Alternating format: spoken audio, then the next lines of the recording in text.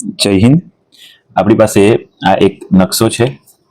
તો આ નકશાની અંદર એક તો ઇન્ટરનેટ ઉપરથી આપણને જે ગ્રુપમાં કલરિંગ નકશો આપ્યો છે એ નકશો આપણી પાસે છે.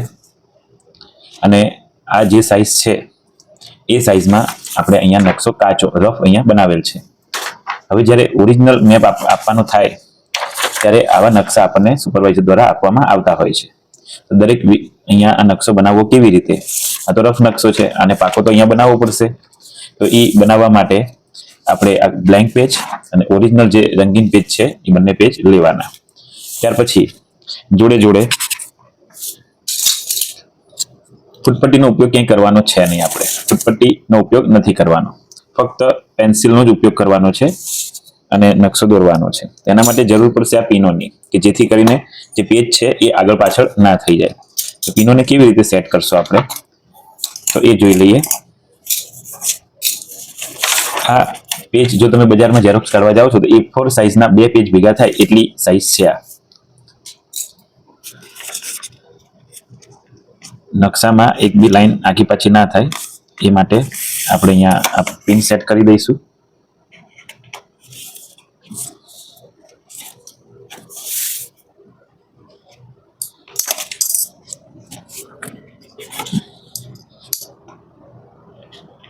ચલો, આ કામ થયું. હવે એક બીજા ફોનની જરૂર પડશે. એની અંદર ફ્લેશ લાઇટ તમારે ઓપન કરવાની છે. તો આ ફ્લેશ લાઇટની મદદથી આપણે નકશો બનાવીશું. જો છે, હવે આપણો નકશો જુઓ. આઉટર બોર્ડર જે છે વ્હાઇટ કલરની, તો એ બોર્ડર આપણે આપવાની છે. તો આમાં જે સાઈઝ જે છે એ જ પ્રમાણે અહીંયા આપણને મળશે. તો ઝડપથી આપણે એ બોર્ડર દોરી લઈએ છીએ પેન્સિલની મદદથી.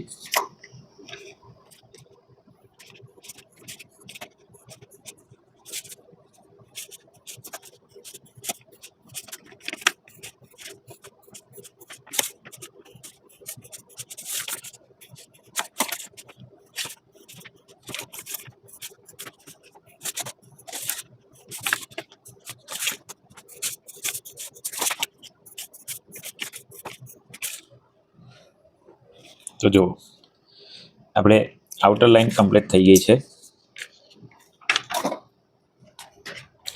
અહીંયા આ પ્રમાણે ખૂણો આમ વળે છે, તો એવું જ અહીંયા પણ આપણને જોવા મળે છે. બરાબર, તો એ પ્રમાણે સરસ મજાનો નકશો અહીંયા ઉપર ત્રિકોણ જેવું બને છે. આ ઉપરનો ભાગ ખૂણા જેવો અહીંયા પણ બને છે. તો સાઈઝ ટુ સાઈઝ પ્રમાણે કમ્પ્લીટ માપનો નકશો અહીંયા આગળ મળશે. હવે નકશામાં ધ્યાનમાં રાખવા જેવી બાબત કઈ છે? તો તમે શરૂઆત ક્યાંથી કરી છે? નંબરિંગની શરૂઆત તો આપેલ નકશાની અંદર આ રફ નકશો આપણી પાસે છે જ. શરૂઆત આપણે અહીંયા આગળ સ્ટાર્ટિંગ પોઈન્ટથી કરેલી છે. તો જુઓ, આપણે આ જે રસ્તો છે તે પાકો રસ્તો છે, ત્યાં ડબલ લાઈન કરવાની આવે છે. તો અહીંયા આગળ આ જે પાકો રસ્તો છે ત્યાં આપણે ડબલ લાઈન કરી દઈશું.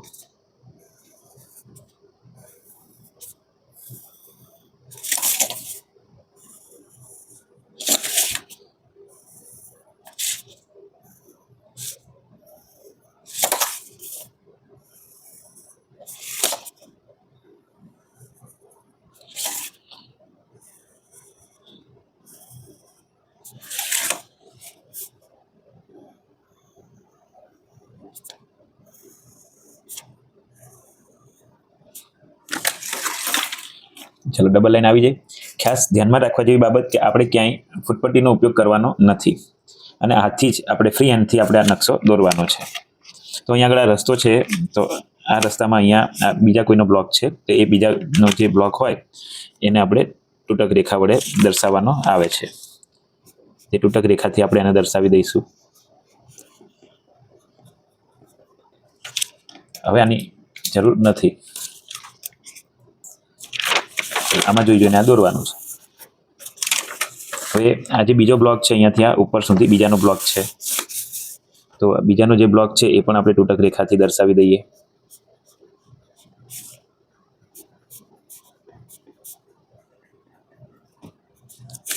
ચાલો, બસ જોઈને દોરવાનું છે. અને એક ત્રીજો એક બ્લોક છે, તો એ પણ આપણે તૂટક રેખા વડે દર્શાવી દઈએ.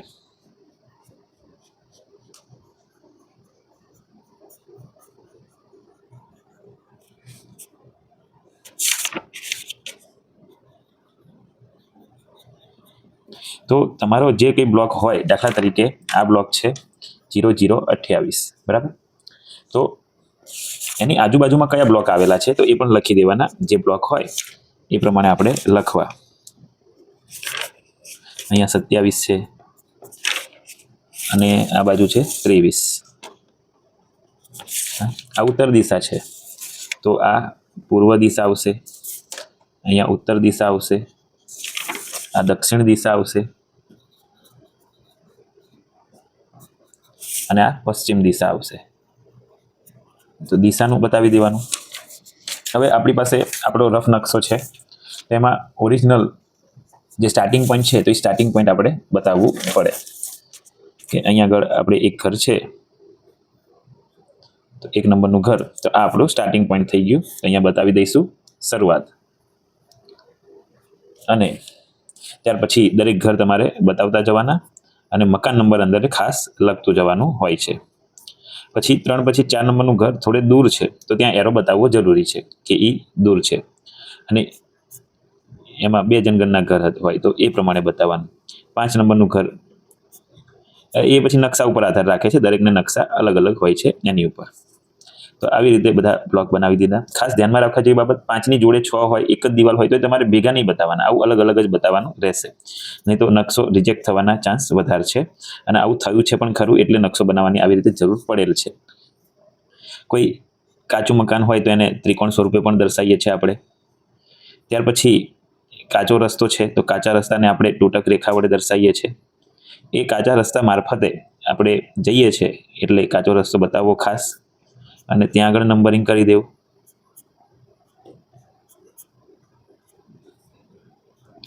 તો આ પ્રમાણે આ નકશો, કદાચ એવું પણ બને કે તમે સૌ પ્રથમ આ બધા બોક્સ બનાવી દો પછી અંદર આવી રીતે નંબરિંગ કરો તો પણ ચાલી જાય એમ છે.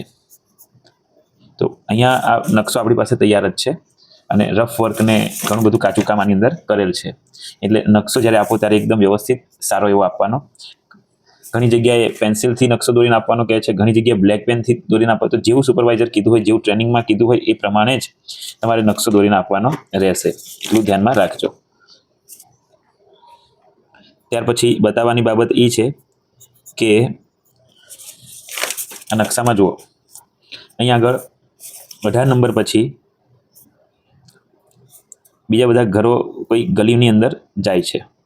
દાખલા તરીકે અહીંયા આગળ ઘણા બધા ઘરો આવેલા છે, તો એ ગલીનું કંઈક નામ તો હોય ને, એ નામને તમારે ઇન્ડિકેટ કરવાનું આવશે. જે નંબર હોય નંબર પ્રમાણે આપણે આપતા જઈશું.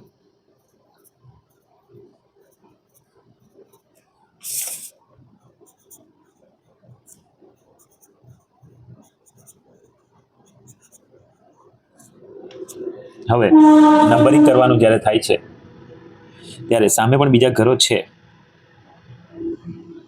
9 ઘર છે સામે. આવી રીતે 9 ઘરના 9 બોક્સ હું બતાવી દઉં છું.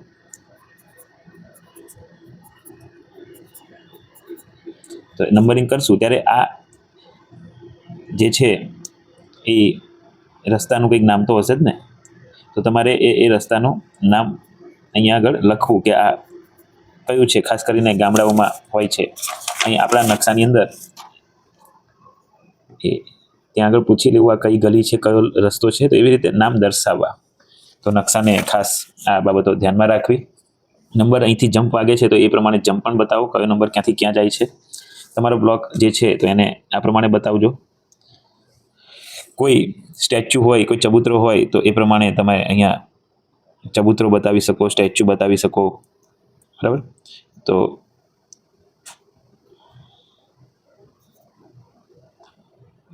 લખી દેવું કે અહીંયા આગળ સ્ટેચ્યુ છે, એની આસપાસ જ આ બધા મકાન આવેલા છે. તો ખાસ આ નકશામાં આવું ધ્યાન રાખવું.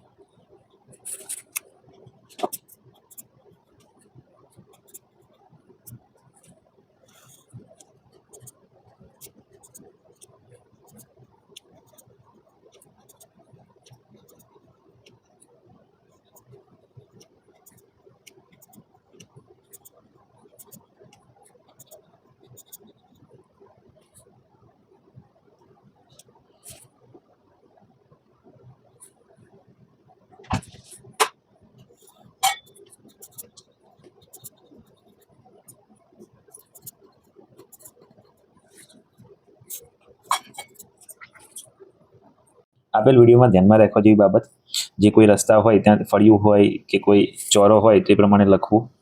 ખાસ શરૂઆત લખવી, અંત લખવો. દરેક બોક્સને અલગ અલગ રાખવા, ભેગા ભેગા દર્શાવવા નહીં. કાચું મકાન હોય તો ત્રિકોણ કરવું. આજુબાજુ જે કંઈ બ્લોક આવેલા હોય તે બ્લોક પણ બતાવવા તમારે. દરેક બ્લોકનો ઉલ્લેખ કરવો, દિશાઓનો ઉલ્લેખ કરવો. તો મેઇન વસ્તુ આ પ્રમાણે છે, પેન્સિલથી દોરવું, ત્યાં ફૂટપટ્ટીનો ઉપયોગ કરવાની જરૂર નથી. રહી વાત નકશાની કે મકાન આમ કેમ છે તેમ કેમ છે, તો સુપરવાઇઝર જે પ્રમાણે કીધું હોય કે અહીંથી આ ગણવાનું. ઘણી જગ્યાએ ગલી ખાંચા અલગ અલગ હોય છે, સોસાયટી નથી.